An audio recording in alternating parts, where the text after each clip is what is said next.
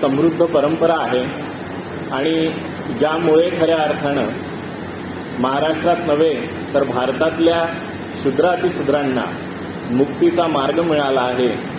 त्या फुले शाहू आंबेडकर या तीनही महापुरुषांच्या विचारधारेला आणि त्यांच्या प्रतिमांना विनम्र अभिवादन करतो।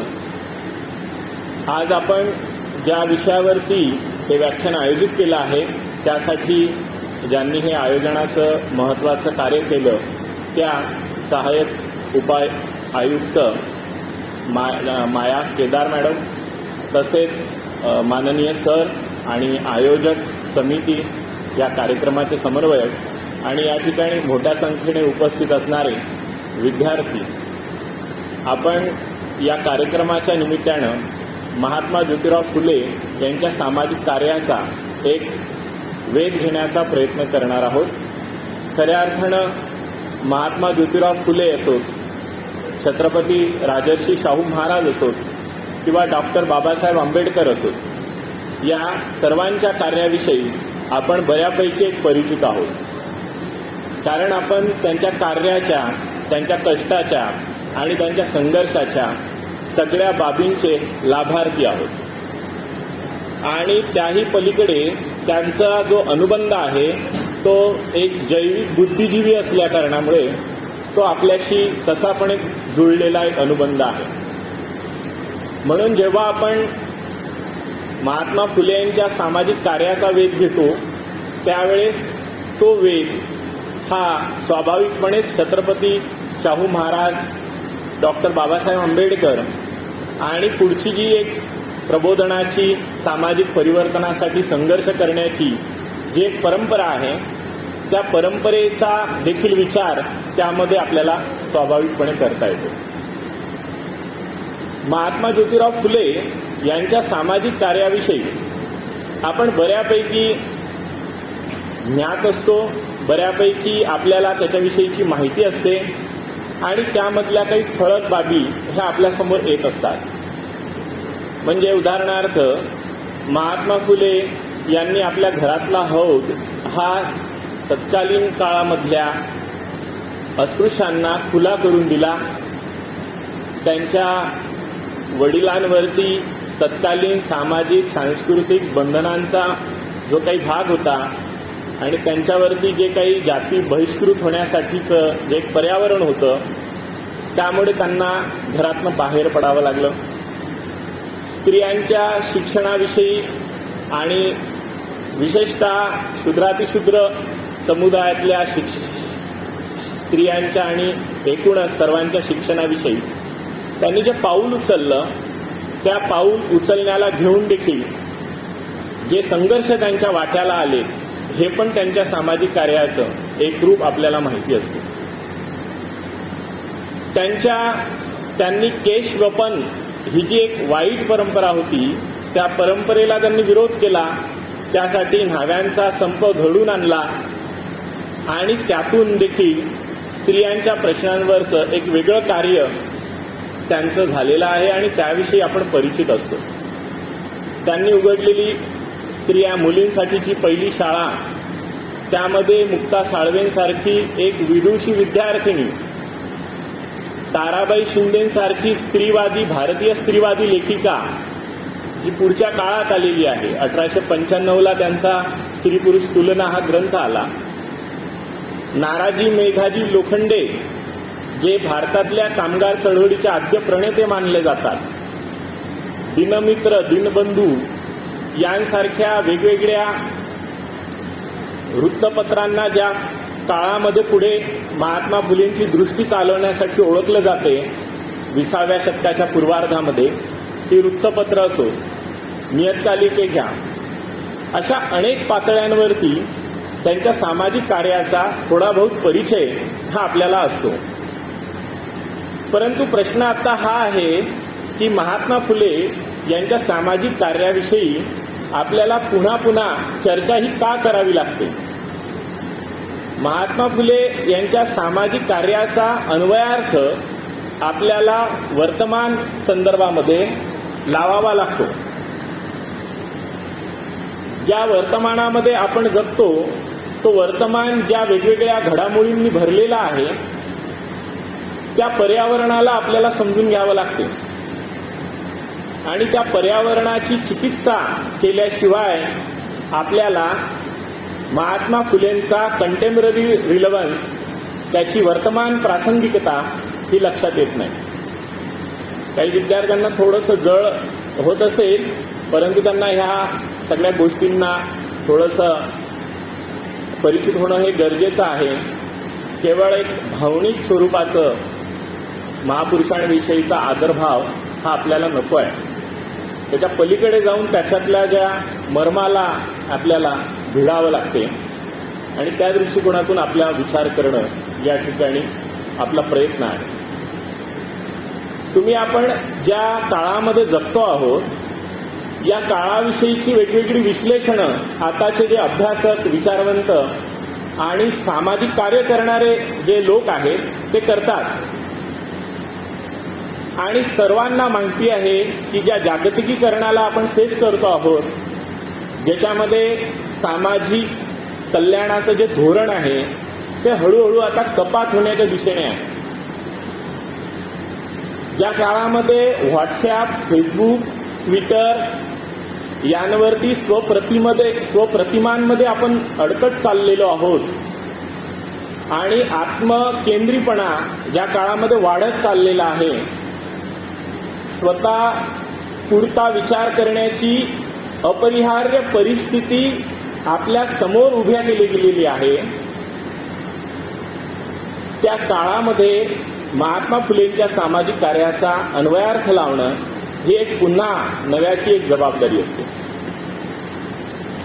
म्हणून महात्मा फुले यांच्या कार्याविषयीचा वेध घेताना आपल्याला हे लक्षात घ्यावं लागते की महात्मा फुले यांच्या विचाराचं जसंच्या तसं वाचन करणे हे या वर्तमान काळामध्ये आपल्याला अपेक्षित नाही. त्यांच्या वैचारिक दृष्टिकोनाचा आधार घेत वर्तमान परिस्थितीचा अन्वयार्थ लावणं ही एक गोष्ट फार महत्वाची असते आणि त्याकडे लक्ष वेधणं हे गरजेचं आहे. महात्मा फुले यांच्या सामाजिक कार्याचा जो आपण वेध घेण्याचा प्रयत्न करतो आहोत तो या दिशेनं असणार आहे. बदलत्या सामाजिक पर्यावरणात बदलत्या सामाजिक समस्यांचं आकलन हे केलं गेलं पाहिजे आणि त्यानुसार त्या काळातल्या समस्यांना उत्तरं शोधली पाहिजेत. महात्मा फुलेंनी ज्या 19व्या शतकाच्या उत्तरार्धामध्ये जे काम केलेलं आहे, आधुनिक महाराष्ट्राच्या जडणघडणीचं जे कार्य त्या काळामध्ये चाललेलं आहे, त्याकडे जर आपण लक्ष दिलं तर महात्मा फुलेंच्या कार्याची तत्कालीन काळातली प्रासंगिकता, त्याचं महत्त्व, त्याचं अनन्यसाधारणपण आपल्याला लक्षात येते आणि त्याच्या आधारे आता त्याला वर्तमानामध्ये आपण कसं लागू करू शकतो, भारतातल्या समकालीन सामाजिक समस्यांचं आकलन आपण कसं करू आणि त्यानुसार त्याला उत्तरांचा शोध आपण कसा घेऊ, त्यासाठी फुल्यांची, शाहू महाराजांची, बाबासाहेबांची जी एक विचारदृष्टी आहे ती कशी काम करेल याच्याकडे आपल्याला लक्ष वेधणं गरजेचं आहे. 19व्या शतकाचा महाराष्ट्र आणि भारताचा जो काही एक सामाजिक रचना, त्याचं जे स्वरूप आहे त्याकडे जर आपण लक्ष दिलं तर त्यामध्ये महात्मा फुलेंनी या गोष्टीची एक ज्या बाबींची मांडणी केली त्याचं अनन्यसाधारणपण आपल्याला लक्षात येते. महात्मा फुले यांच्या साहित्याचा अभ्यास करताना विशेषतः मला वाटते की एक विशेष ग्रंथकार म्हणून ते स्पर्धा परीक्षाचे जे विद्यार्थी अभ्यास करतात त्यांना देखील आहे आणि त्यांना एका समाज सुधारकाच्या चौकटीमध्ये 5 गुणांसाठी 10 गुणांसाठी आपल्याकडे शिकवण्याच्या पद्धती देखील आहे. म्हणजे मी फुले किती वाचायचे? 10 गुणांसाठी वाचायचे, मी 5 गुणांसाठी वाचायचे, 2 गुणांसाठी वाचायचे. MA BA चे जे अभ्यासक्रम असतील त्यातल्या धड्यापुरतं वाचायचं. हा जो आपल्याकडे वाचनाचा आणि डायरेक्ट लाभाचा जो प्रश्न आहे त्याच्या चौकटी बाहेर गेल्याशिवाय आपल्याला फुल्यांच्या कार्याला समजून घेता येत नाही. ज्या आत्मकेंद्रीपणामध्ये आपण ग्रस्त बनत झालो आहोत, त्या काळामध्ये आपल्याला आपल्या दृष्टीला एक व्यापक विचार करण्याची, विविध संदर्भांमध्ये आकलन करण्याची एक शिस्त ही लावणे गरजेचं आहे. आणि त्या दृष्टीनं महात्मा फुले यांचा तत्कालीन काळातला जो संघर्ष आहे, त्यांचं जे सामाजिक कार्य आहे, ते आपल्या सर्वांना अत्यंत मार्गदर्शक ठरते. महात्मा फुले यांनी वेगवेगळ्या प्रश्नांच्या संदर्भामध्ये काम केलेलं आहे. महात्मा फुलेंना कुठलेही आज जशा एनजीओला पैसे मिळतात, एक 4 वर्ष 2 वर्ष काम करण्यासाठी एका प्रकल्पावरती, आणि मग त्यांच्यामध्ये सामाजिक जाणीव निर्माण होते त्या प्रकल्पातल्या पगारापुढे, आणि मग ते आदिवासींचे प्रश्न सोडवायला जातात, ते समाजातल्या परिघावरच्या विविध समूहांचे प्रश्न सोडवायला जातात, आणि तो प्रकल्प संपला की नंतर त्यांची पोटतिडकी ही थांबते, त्यांच्यातली सामाजिक जाणीव ही थांबते. अशा पद्धतीचं काम हे महात्मा फुले यांचं नव्हतं. पोटार्थी स्वरूपाचं आणि वैतनिक स्वरूपाचं सामाजिक काम त्यांचं नव्हतं. हे आज पुन्हा आपल्याला सांगण्याची गरज निर्माण झाली आहे.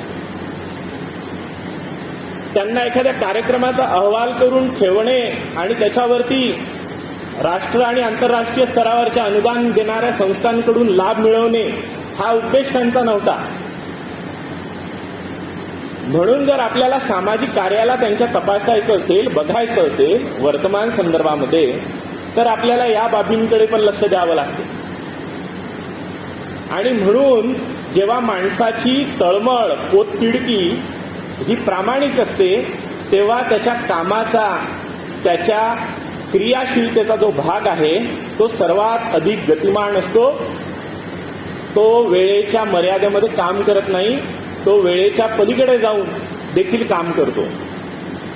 त्यामध्ये पर्सनल अँड जे काही आहे ते काही कामात राहत नाही. व्यक्तिगत आणि सार्वजनिक हे जे काही द्वंद्व आपल्याकडे निर्माण केले जाते, ते द्वंद्व त्यांच्यामध्ये राहत नाही. तुम्ही संपूर्ण फुल्यांच्या कामाचा जर वेध घेतला तर तुम्हाला दिसेल त्यांच्या शैक्षणिक विचारांचं जे काही गाभा आहे, तो गाभा मुक्तिदायी आशयानं भरलेला आहे. तो केवळ एका विशिष्ट डिग्रीचं शिक्षण मिळणे, एखाद्या विशिष्ट नोकरीच्या प्राप्तीपर्यंत पोहोचणे, तिथे थांबणे या चौकटीमध्ये नाही आहे. आपण शिक्षण घ्यावं, काळानुसार त्याच्यामधल्या कौशल्यांना आपण विकसित करावं, आपल्या उदरनिर्वाहासाठी योग्य पद्धतीचा आपण रोजगार मिळवावा, ही गरज एक महत्वाची आहे. परंतु त्या पलीकडे जाऊन आपल्याला आपल्या सभोवतालच्या जगाशी नातं सांगण्याची गरज निर्माण झालेली आहे. फुल्यांच्या शिक्षण विषयक विचारांचं जर आपण गाभा शोधला, त्याचं जर मर्म शोधलं, तर त्यामध्ये क्रांतिकारक आशय आहे. त्यामध्ये आजच्या प्रस्थापित ज्ञानशाखांमधल्या विचारांच्या पुरतं, एका पदवीपुरतं शिक्षण त्यामध्ये मर्यादित नाही. ते चिकित्सक आहे, जे की आजच्या शिक्षणामध्ये चिकित्सक नावाची जी गोष्ट आहे, चिकित्सा, क्रिटिकल व्ह्यू हे बाद झालेले आहे. विद्यार्थ्यांमध्ये तो चिकित्सक दृष्टिकोन असण्याची अत्यंत गरज आहे. किंवा दररोजच्या आपल्या दैनंदिन जीवनामध्ये देखील आपल्याला चिकित्सक दृष्टिकोनाची आवश्यकता असते. तो चिकित्सक दृष्टिकोन जो आपल्या वर्तमान शिक्षण प्रणालीमधनं बाद झालेला आहे, त्या चिकित्सक दृष्टिकोनाला महात्मा फुले यांच्या शिक्षणामध्ये, शिक्षण विषयक विचारामध्ये महत्व आहे. म्हणूनच मांग महारांच्या दुःख स्थितीविषयीचं वर्णन करणारा निबंध मुक्ता साळवे लिहू शकल्या. आजचा एखादा प्राध्यापक असेल पीएचडी झालेला, त्याची पीएचडी देखील अतिशय सुमार दर्जाची ठरू शकते जर आपण मुक्ता साळवेंचा तो 3-4 पानांचा निबंध बघितला तर. समाज व्यवस्थेचं विश्लेषण कसं करायचं, स्वतःला काय म्हणून ओळखायचं, याचा गांभीर्याने जर विचार केला तर आपल्याला त्यामध्ये दिसून येते की किती मार्मिकपणे मुक्ता साळवेंनी तो निबंध लिहिला. ती 4थीतली विद्यार्थिनी आहे आणि ते त्या काळातल्या पेशवाईच्या, त्या काळातल्या सामाजिक, धार्मिक, सांस्कृतिक पर्यावरणाचा विश्लेषण करणारा निबंध ते लिहिते. आम्ही घरामध्ये कसे जगतो, सभोवताली लोक कसे जगतात, आमच्या वाट्याला असं जीवन का आलं आणि आम्ही त्यातनं बाहेर पडण्यासाठी काय केलं पाहिजे, याविषयीचं आत्मभान देणारं शिक्षण हे महात्मा फुले यांच्या शाळांमधून दिल्या गेलेलं आहे. म्हणून चिकित्सक दृष्टिकोन आणि ज्यामुळे व्यक्तीला स्वत्वाची जाणीव होईल, स्वतःची नेमकी ओळख होईल, ती ओळख देणारं शिक्षण, याला महात्मा फुले यांनी विशेष महत्त्व दिलं. आज आपण आपली ओळख काय म्हणून करतो, तुम्ही स्वतः किंवा मी किंवा आपण सर्वच समाजामध्ये आज आपली ओळख काय म्हणून करतो. प्रामुख्याने एका विशिष्ट पदावरची व्यक्ती,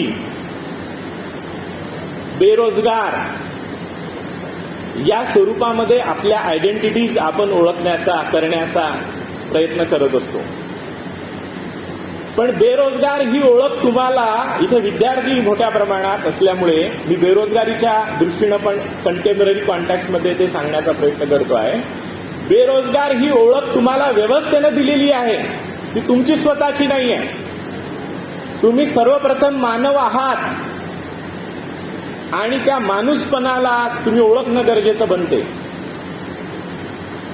जर तुम्हाला सातत्यानं बेरोजगार बेरोजगार बेरोजगार या प्रतिमेमध्ये, या ओळखीमध्ये, या आयडेंटिटीमध्ये जर बंदिस्त केल्या गेलं तर तुमच्यामध्ये न्यूनगंड निर्माण होईल.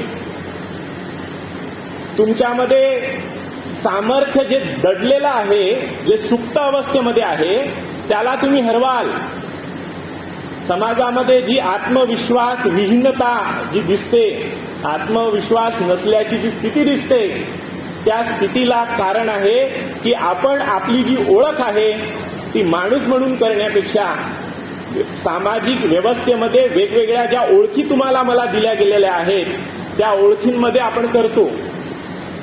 एखाद्या गृहिणीला, म्हणजे एखाद्या स्त्रीला जी नोकरी व्यवसाय करत नाही, तिला तुम्ही विचारा की तुम्ही काय करता, ती बरेचदा आत्मविश्वासाच्या अभावामध्ये किंवा लहान हळूवार स्वरामध्ये ती सांगेल की मी गृहिणी आहे. गृहिणी आहे एवढ्या एका चौकटीमध्ये तिचं जे तत्व आहे, आत्मतत्व आहे, अस्तित्व आहे, त्याला तुम्ही बंदिस्त करता. कुटुंब नावाच्या सामाजिक रचनेमध्ये आपल्याकडे स्त्रियांची जी आयडेंटिटी उभी केली जाते, बायको, गृहिणी वगैरे वगैरे स्वरूपाच्या, विधवा नावाचा एक प्रकार, त्यामध्ये आयडेंटिटी त्यांना दिल्या जाते. या समाज व्यवस्थेमध्ये दिलेल्या विविध सामाजिक ओळखींमुळे तुमच्या माणूसपणाला तुम्ही मुकत असता, हे महात्मा फुले यांच्या साहित्यामधून सातत्याने त्यांनी दाखवण्याचा प्रयत्न केला आहे. म्हणून आपली जी माणूस म्हणूनची ओळख आहे त्या ओळखीला मुखर करत समाज व्यवस्थेमध्ये जगणं हे आजच्या सामाजिक पर्यावरणामध्ये अत्यावश्यक आहे. फुल्यांचं शिक्षण विषयक विचार हा आपल्याला तो चिकित्सक दृष्टिकोन देते. त्याचा क्रांतिकारक आशय फार महत्वाचा आहे. ज्या भाषेचा, ज्या विचार करण्याच्या पद्धतीचा आपण अवलंब करतो, जी शिक्षण व्यवस्था आपल्याला जी विचार करण्याची दृष्टी देते आणि जो त्यातून विचार व्यक्त होतो, त्याच्या रूपाला बदलण्याचा विषय हा महात्मा फुले यांनी महत्वाचा मांडला आणि तो आपल्याला मुक्ता साळवेंच्या निबंधातून कळू शकतो. महात्मा फुले यांच्या शिक्षणाला घेऊन दुसरा पण एक भाग महत्वाचा आहे. तो पण वर्तमान स्थितीमध्ये समजून घेण्यासारखा भाग आहे. महात्मा फुले यांनी जेव्हा सामाजिक कार्य केलं तेव्हा त्यांनी, मी जसं म्हटलं की व्यक्तिगत आणि सार्वजनिक, पर्सनल अँड पब्लिक हे जे काही स्पेअर मानल्या जातात त्याच्यामध्ये भेदभाव, अंतर ठेवण्याचं काम केलं नाही. पुरुषाने स्त्रियांना शिक्षण देण्याची त्या काळामधली जी मर्यादा होती ती पण त्यांनी उल्लंघली. त्याच्या पलीकडे ते गेले. सावित्रीबाई फुले यांना शिक्षण देऊन त्यांना सामाजिक संघर्षामध्ये त्यांनी पुढे केलं म्हणजे स्वतः सावित्रीबाईंमध्येही ते सामर्थ्य आहेत आणि दोघांनी एकत्रित पद्धतीनं शूद्रातिशूद्र ही संकल्पना, हा शब्द फार महत्वाचा आहे. आज बरेच जण बहुजन समाजामधले मध्यमवर्गीय जीवन जगतात, उच्च मध्यमवर्गीय बनले, त्यामुळे त्यांना आपल्या स्वत्वाची ओळख ही आता नकोशी वाटते. त्यांनी त्या ओळखीला समजून घेतलं पाहिजे. इतिहास आणि परंपरेचा त्याला संदर्भ आहे. भारतातला जाती प्रश्न जोपर्यंत संपत नाही तोपर्यंत त्या ओळखीला तुम्ही टाळू शकत नाही. तुम्हाला ती ओळख समजून घ्यावी लागते. सावित्रीबाई फुलेंना सोबतीला घेऊन महात्मा फुले, त्यासोबत फातिमा शेख देखील आहेत.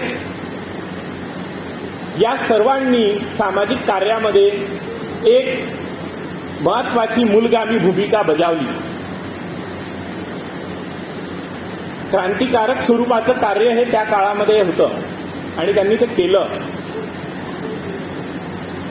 आज जो काही समाज आहे रिलेव्हंट बघा, आज जशी जशी श्रीमंती ही वाढत जाते तसे तसे स्त्रियांवरचे बंधन हे वाढत जातात.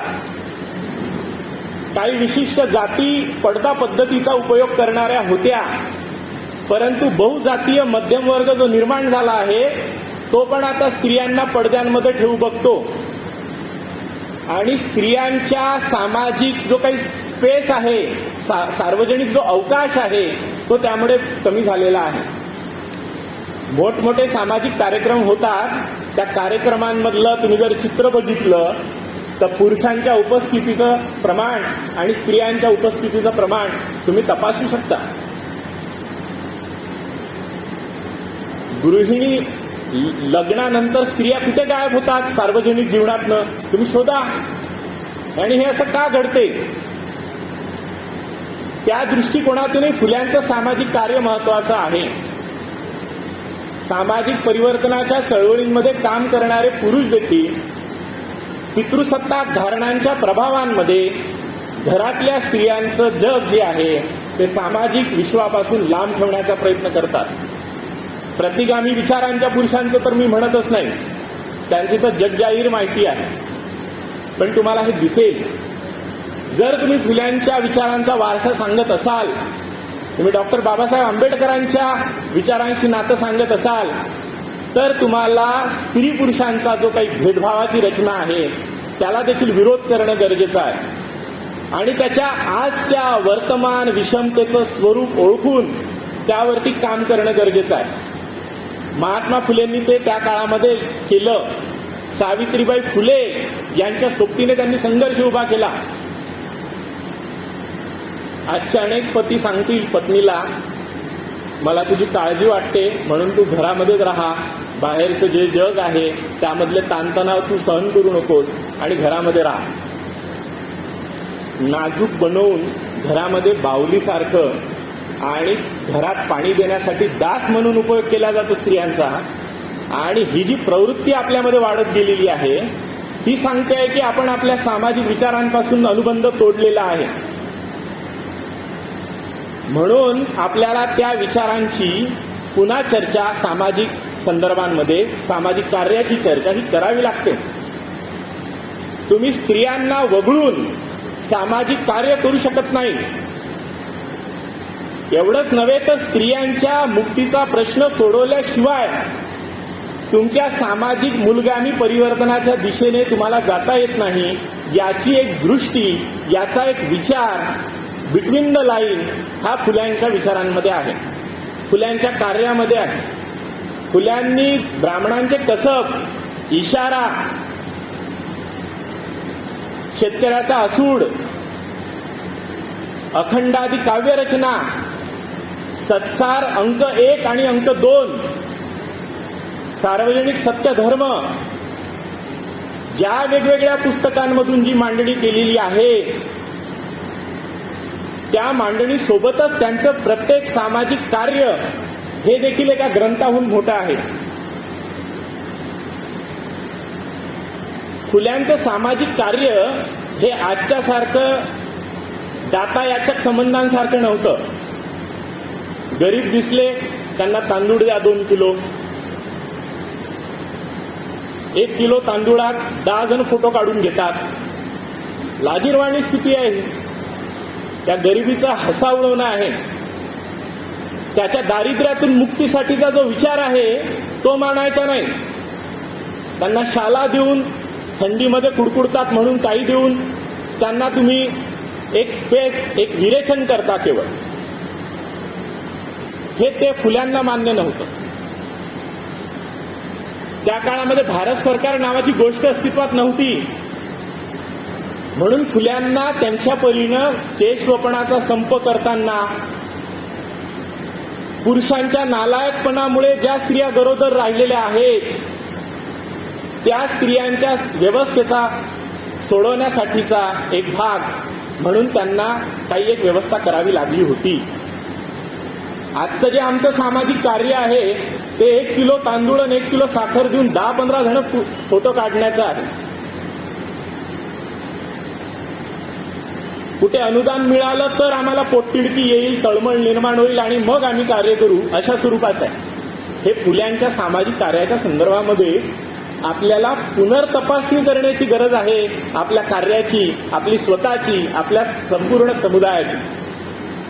आणि फुले त्या दृष्टिकोनातून आपल्याला मार्गदर्शक आहेत. आणि त्या दृष्टीनं फुल्यांनी त्यांचं एकीकडे काम जे होतं ते प्रत्यक्ष इंटरव्हेन्शनचं होतं, सोसायटीमध्ये हस्तक्षेप करण्याचं होतं. ते साधं नव्हतं. ते साधं नव्हतं हे ओळखण्यासाठी तुम्हाला फुले गेल्यानंतर त्यांच्या कुटुंबाचं काय झालं हे देखील बघावं लागते. महात्मा फुले यांच्या निधनानंतर किंवा निधनापूर्वीच ते जेव्हा आजारी होते आणि सयाजीराव गायकवाड महाराज बडोद्याचे संस्थानिक, जे त्यांच्यासाठी सहृदयता बाळगून होते, ज्यांच्याविषयी त्यांना जिव्हाळा होता, त्या सयाजीराव गायकवाड महाराजांपर्यंत फुल्यांच्या दुःखाचं, त्यांच्या अंतिम काळातल्या आजाराची माहिती पोहोचू दिल्या गेलेली नाही.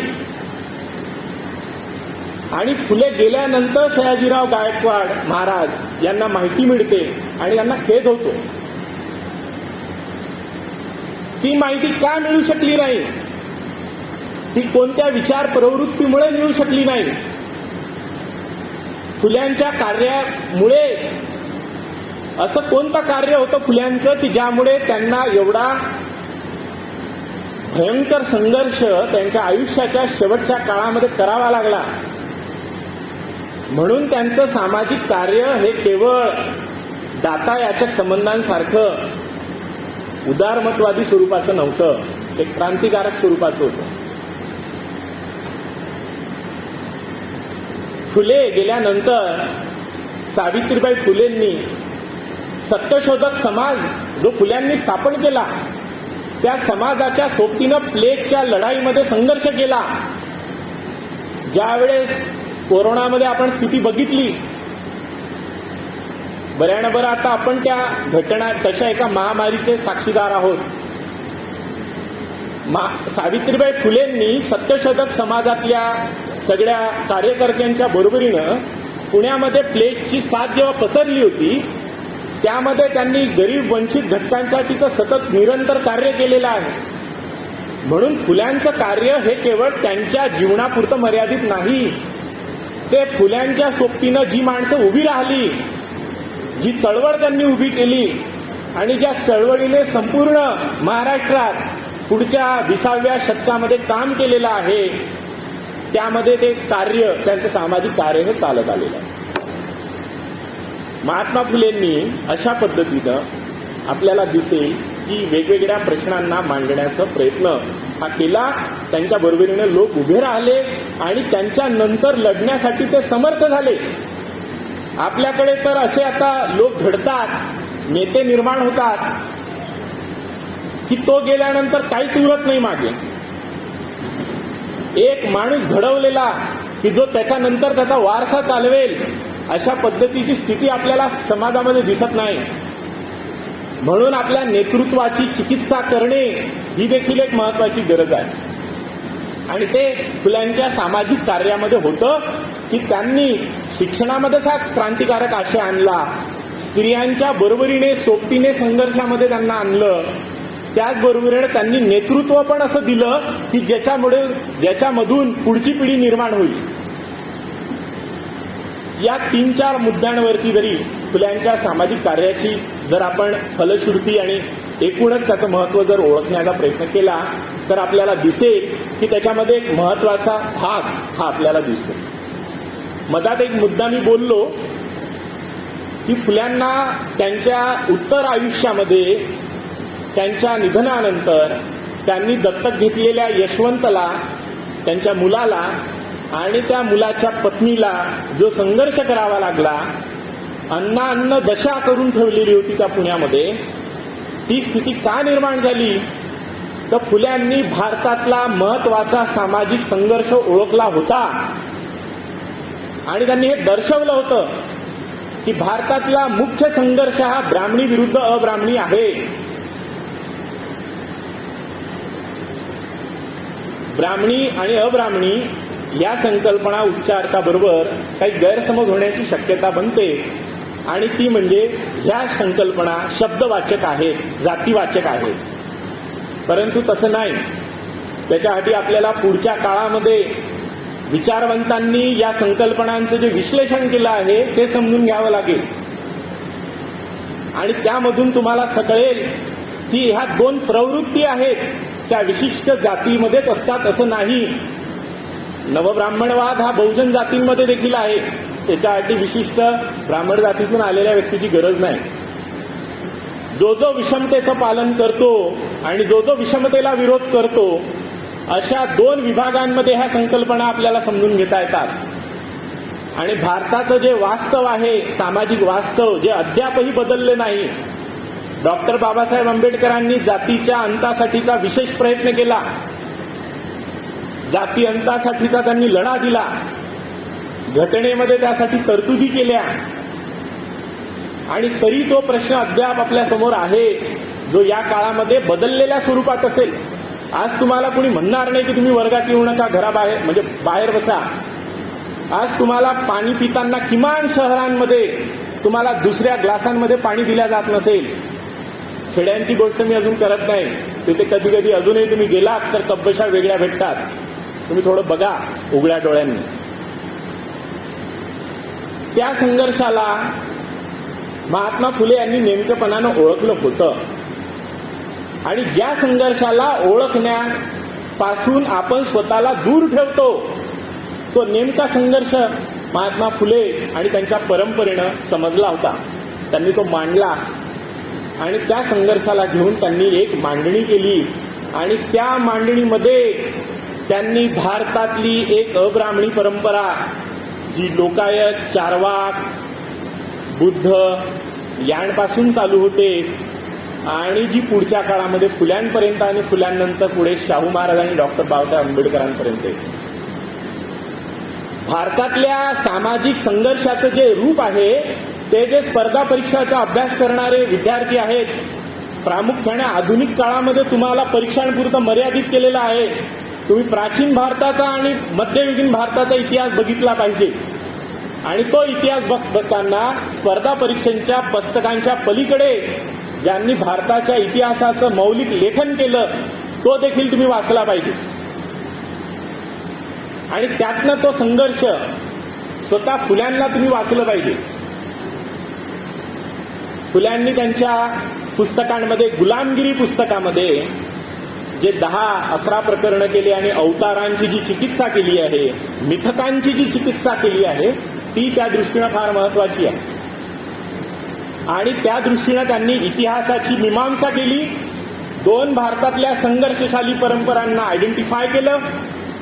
सामाजिक कार्य करायचं म्हणजे काय करायचं? केवळ व्यक्तीच्या व्यक्तिगत प्रगतीसाठी मदत करायची एवढ्यापुरतं सामाजिक कार्य मदत नसते. सामाजिक कार्य ज्याला करायचं आहे त्या व्यक्तीला इतिहासाची चिकित्सा करावी लागते, पर्यायी मांडणी करावी लागते. एखाद्या समुदायाला शिव्या घालणं सोपं आहे,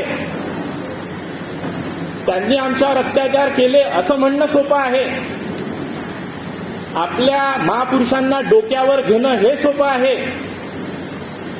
पण त्या पलीकडे जाऊन तुम्हाला कष्ट घेऊन शोधावं लागते, मांडावं लागते आणि बघावं लागते की खऱ्या अर्थानं किती वेगळ्या पद्धतीनं तुम्हाला बौद्धिक, तात्विक, तत्वज्ञानात्मक संघर्ष देखील महत्वाचा असतो आणि पर्यायी नवीन मांडणी देखील करायची गरज असते.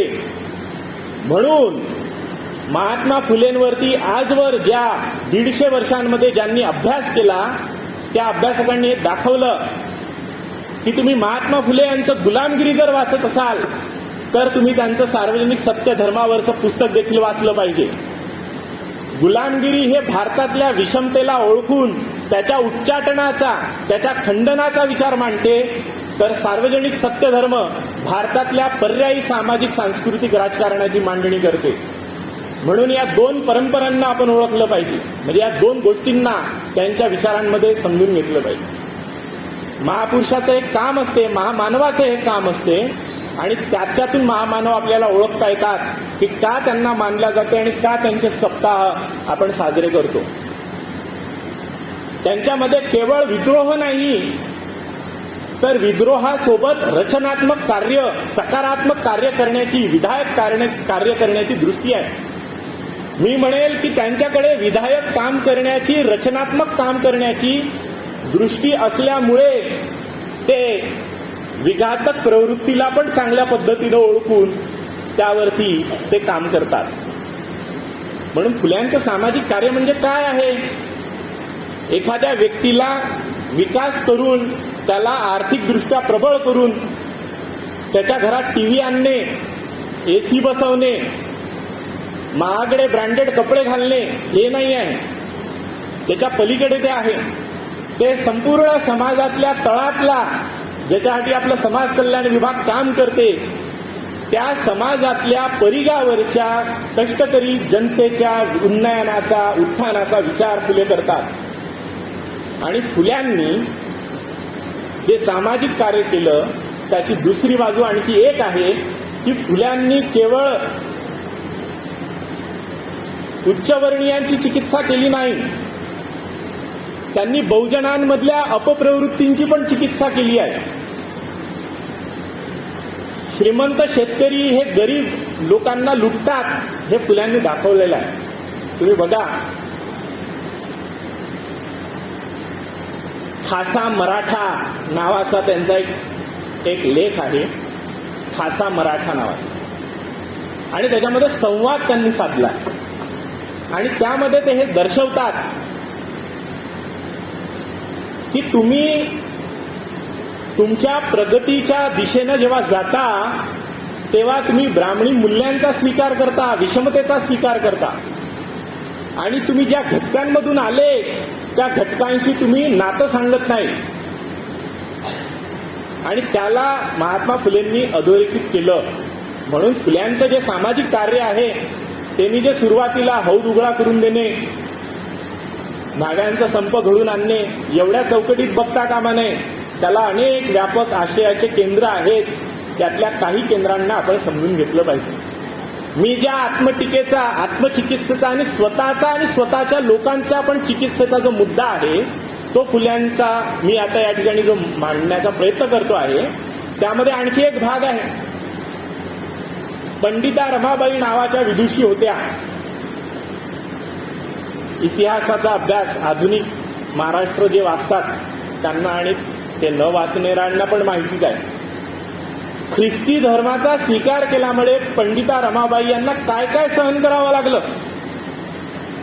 त्या काळातले जे भारतातले उच्चवर्णीय जे काही सुधारक होते त्या सुधारकांमधल्या काहींनी देखील पंडिता रमाबाई यांच्या कामाच्या बाबतीत टीका केलेली आहे.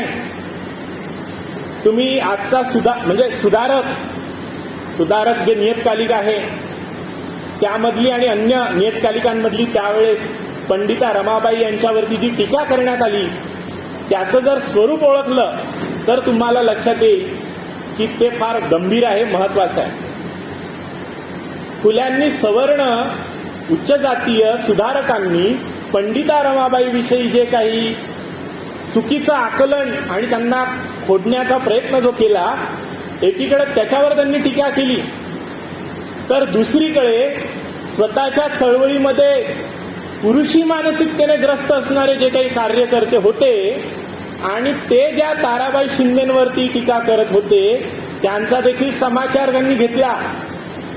सत्सार अंक 1 आणि सत्सार अंक 2 1855 या अंकांचं वाचन करा. महाराष्ट्र शासनाने ते व्यवस्था सर्वांसाठी करून ठेवलेली आहे. महाराष्ट्र राज्य साहित्य संस्कृती मंडळाची जी वेबसाईट आहे त्यावरती तुम्ही फक्त टाकण्याची गरज आहे समग्र महात्मा फुले वाङ्मय, तुम्हाला लगेच त्याची PDF मिळते. त्यामध्ये तुम्ही वाचा सत्सार अंक आणि अंक 2, त्यामध्ये तुम्हाला लक्षात येईल. म्हणजे सामाजिक कार्य करायचं म्हणजे आपलं आणि इतर, आम्ही आणि इतर असा द्वैतामध्ये ते जगले नाही.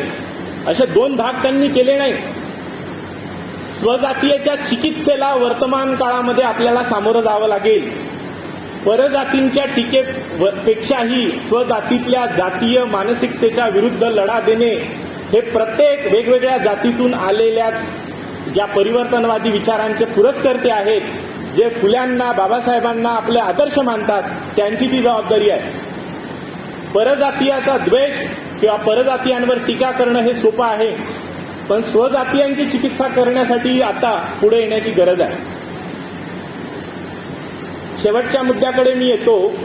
हा तसा एक खूप व्यापक संदर्भाचा एक महत्वाचा सगळा भाग आहे कार्याचा फुल्यांच्या. तो एका लेक्चरमध्ये आणि मर्यादित वेळेमध्ये आपल्याला समजून घेता येत नाही. फुल्यांच्या काळामध्ये फुल्यांवरती ते ब्रिटिश धार्जिणे होते अशा पद्धतीचा आरोप ज्यांनी स्वातंत्र्य लढ्यामध्ये योगदान दिलं नाही ते लोक करू शकतात. फुल्यांचं ज्यांनी वाचलं नाही, फुल्यांना ज्यांनी समजून घेतलं नाही आणि न वाचता न समजता फुल्यांवरती जे टीका करतात त्यांनी फुल्यांचं वाङ्मय एकदा वाचलं पाहिजे. हंटर कमिशन समोर त्यांनी दिलेला रिपोर्ट बघितला पाहिजे. नवशैक्षणिक धोरण जे आता आलेलं आहे त्या नवशैक्षणिक धोरणाची चिकित्सा फुल्यांच्या दृष्टिकोनातून होणं देखील गरजेचं आहे. महाराष्ट्रामधली जी काही फुल्यांच्या विचारांमुळे प्रभावित झालेली मंडळी बुद्धिजीवी आहे ती ते काम निश्चितच करते आहे. त्याला अधिक चांगल्या पद्धतीनं समजून घेण्याची गरज आहे. आज या धार्मिक सगळ्या भावनांनी आपण सर्व नाजूक बनलो आहोत, हळवे बनलो आहोत. धर्म म्हटला की आमच्या मस्तकामध्ये मेंदू राहत नाही, त्याची जागा बदलून गुडघ्याच्या ठिकाणी जाण्याची शक्यता आहे. अशा काळामध्ये फुल्यांचे धर्मविषयक विचार समजून घेतले पाहिजेत. भारताचं संविधान ज्या धर्मनिरपेक्षतेची चर्चा करते त्याचे अनेक संदर्भ फुल्यांच्या धर्मविषयक भूमिकेमध्ये मिळतील. फुले काय म्हणतात? फुले म्हणतात की एकाच घरामध्ये ख्रिस्ती, मोहम्मद वेगवेगळ्या धर्माचे लोक असतील, हिंदू असेल, ख्रिस्ती असेल, मोहम्मद मुस्लिम असतील, एका घरातले वेगवेगळ्या नात्यांनी एकमेकांशी जुळलेले जे लोक आहेत ते अशा पद्धतीनं विविध धर्मांच्या दृष्टिकोनचे असतील. मी धर्माच्या कॉन्टॅक्टमध्ये फुल्यांनी कुटुंबाच्या पुनर्रचनेचा जो विचार केला तेवढ्यापुरतं इथं बोलत आहे. स्त्री पुरुषांच्या संदर्भातही तो पुन्हा महत्वाचा आहे. आज आपले जे कुटुंब आहेत ते कुटुंब स्त्रियांना आदराचं सन्मानाचं स्थान देण्यासाठी कमी आहे. एखाद्या घरामध्ये क्वचित अपवादात्मक स्थिती बघून चालत नाही. सर्वे करा, अभ्यास करा, स्त्रियांच्या दुय्यमत्वाची चिकित्सा तुम्हाला दिसेल. त्या दृष्टीनं कुटुंबाची पुनर्रचना, प्रत्येक व्यक्तीचा आदर सन्मान ज्याच्यामध्ये जपल्या जाईल अशा कुटुंबाच्या रचनेचा विचार त्यांनी मांडला. तसाच वेगवेगळ्या धर्मातल्या लोकांना एकत्रित आणून संवादी बनवून नातेवाईक बनवून जगण्याचा विचार देखील फुल्यांनी मांडला. भारत नावाचं जे राष्ट्र उभं करण्याची गोष्ट आपण करतो किंवा ज्या राष्ट्रवादाची चर्चा आपण करतो तो फुल्यांनी मांडलेला राष्ट्रवाद आपल्याला समजून घ्यायचा आहे. राष्ट्रवाद जेव्हा आपण म्हणतो तेव्हा काय असते? त्याच्यामध्ये धर्म संस्कृतीची एकमयता असते, भाषेच्या बाबतीत एकता असते. भारतामध्ये युरोपियन राष्ट्रवादासारखी ही वैशिष्ट्य नाहीत. भारतामध्ये बहुविध जातींमध्ये विभागलेला समाज आहे, विभिन्न संस्कृती एकत्रित आलेल्या आहेत, धर्मांमधलं वैविध्य आहे. अशा परिस्थितीमध्ये आपण आपलं राष्ट्र हे उभं केलेलं आहे. परंतु राष्ट्र म्हणूनची जी ओळख आहे ती घडवताना फुल्यांच्या काळामध्ये भारत एक राष्ट्र म्हणून पूर्णतः अजून बांधला गेलेला नव्हता. राष्ट्रीय काँग्रेस जे 1885ला येते त्याच्या पुढच्या काळामध्ये ब्रिटिश एक महाशक्ती म्हणून, एक शत्रू म्हणून उभा राहत गेला. तसा तसा त्याच्या विरुद्ध लढण्यासाठी आपल्याला ज्या तडजोडी संवाद विकसित करावे लागले त्याच्यातून आपली एक राष्ट्रीय भावना निर्माण झालेली आहे, घडत गेलेली आहे. हे बाह्य रूप ज्याला आपण म्हणतो. आणि फुल्यांनी त्या राष्ट्राकडे एक विशेष सांगितलं आहे, एकमय स्वभावाचे वृत्तीचे लोक हे राष्ट्रासाठी लागतील अशी फुल्यांनी अपेक्षा व्यक्त केली आहे. आणि त्याकडे फुल्यांनी लक्ष दिलं. आता एकमय लोकांमध्ये एकत्वाची भावना निर्माण कशी होईल? आपण त्या आपल्या जातीलाच आपलं राष्ट्र मानतो. बाबासाहेब आंबेडकरांनी सांगितलं की जातींना आपण राष्ट्र मानतो. अनेक जाती म्हणजे तेवढे राष्ट्र, तेवढ्या संस्कृती तेवढे राष्ट्र. जर भारताला राष्ट्र म्हणून उभारायचं असेल तर त्याची पूर्व अट जातीच्या विनाशाची आहे. आणि जो विनाश आपण अद्याप केलेला नाही त्याच्या दिशेनं जाण्यासाठी आपले प्रयत्न आहेत. काही सकारात्मक देखील बाबी आहेत. परंतु आपण वर्तमान काळामध्ये जर सामाजिक कार्य जर करायचं असेल तर त्याच्यामध्ये जातीच्या विनाशाची चर्चा करणे हे महत्वाचं आहे. त्यातल्या वर्गीय संदर्भांना समजून घेणं गरजेचं आहे. जातीतल्या गरिबांचे प्रश्न आणि जातीतल्या श्रीमंतांचे प्रश्न याच्यामध्ये भेद आहे आणि ते ओळखून घेतलं पाहिजे. बरेचदा जातीच्या संघटनांमधून जातीतल्या श्रीमंतांच्या प्रश्नासाठी लढे उभारतात, संघर्ष केले जातात आणि जातीतल्या गरिबांचे प्रश्न अलविदा राहतात, ते बाहेर राहतात, ते चर्चेत येत नाही. हा एक खूप मोठा गुंता आहे जो सामाजिक कार्याच्या संदर्भात आपल्याला समजून घ्यावा लागतो. म्हणून महात्मा फुले यांच्या सामाजिक कार्याला जर समजून घ्यायचं असेल तर जेवढं चित्र आपल्याला दाखवलं गेलं आजवर त्या चित्राच्या पलीकडे जाता आलं पाहिजे. जे दाखवलं नाही ते बघण्याची दृष्टी आपल्यात आली पाहिजे. तरच आपल्याला त्यांच्या सामाजिक कार्याचा गाभा लक्षात येईल आणि त्यानुसार आपण काम करू शकू. आणि त्याचबरोबरीनं वर्तमानातल्या समस्यांचं, वास्तवाचं, सामाजिक संघर्षाचं आकलन नीट केल्यानंतरच आपल्याला खऱ्या अर्थानं फुल्यांच्या कार्याची वर्तमान प्रासंगिकता लक्षात येईल. नाहीतर आपल्यातले जे आता मध्यमवर्गीय बनलेले आहेत त्यांना तर वाटते आता फुल्याने एवढं कशाला तिखट लिहायचं, प्रखर भाषेत कशाला लिहायचं, आज काय परिस्थिती राहिली का, आज सगळी परिस्थिती बदलली, आज आपल्याला इथे बसता येते, सामाजिक न्याय भवन आहे, कल्याणाचा विचार होतो, आता कुठे स्थिती राहिली. पण हे तुमच्या दृष्टीवर व्यवस्थेनं दिलेलं झापडबंदपणा जो आहे तोबरा खाण्यासाठी तो तुम्ही काढला पाहिजे. घोड्याला देतात ना दृष्टी इकडे तिकडे जाऊ नये म्हणून. व्यवस्थेमध्ये जे आपल्याला अशा पद्धतीनं दृष्टी निश्चित केल्या गेली आहे त्याला तुम्हाला ओळखून त्याला दूर करावं लागेल. मग तुम्हाला समाजातला संघर्ष नीटपणे दिसेल आणि मग तुम्हाला फुल्यांना, बाबासाहेबांना नीटपणे समजून घेता येईल.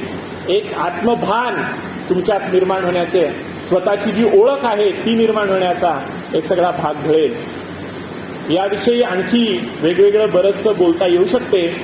या व्याख्यानाच्या निमित्ताने आणि प्रामुख्याने इथे तरुण पिढीतले विद्यार्थी आहेत, जे विद्यार्थी जिज्ञासू आहेत, चिकित्सक आहेत आणि या ठिकाणी जे अभ्यास करतात आणि ज्यांच्यामध्ये ही दृष्टी घडण्याची जी आज गरज आहे, त्या दृष्टिकोनातून आजचा विषय नियोजित केला. त्या दृष्टीनं काही विविध मतं, काही विधानं या ठिकाणी ठेवण्याचा माझा प्रयत्न मी केला. कदाचित माझ्या विधानांमुळे काही जणांना वाईट वाटण्याची शक्यता नसेल, पण जर वाटलं असेल तर हरकत नाही. पण आपण हे सगळं समजून घेतलं पाहिजे, जेणेकरून आपल्याला स्वतःला पण आरशात बघण्याची एक चांगली सवय लागेल. मला या ठिकाणी बोलवलं, या कार्यक्रमाचे समन्वयक, मुख्य आयोजक माननीय माया केदार मॅडम आणि सर आणि आपण सर्व यांनी मला ऐकलं, त्याबद्दल मी आपले मनपूर्वक आभार मानतो आणि थांबतो. धन्यवाद.